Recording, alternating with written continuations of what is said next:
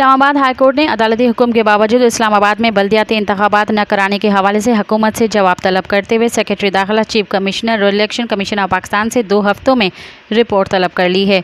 Islamabad high court के justice Arbab Mohammad Tahir की जानिब से 4 सफ़हात पर मुश्तमिल तहरीरी हुक्मनामे में कहा गया है कि वफाकी हुकूमत न जाने क्यों इस्लामाबाद के बल्दियाती इंतखाबात कराने से गुरेज़ा है।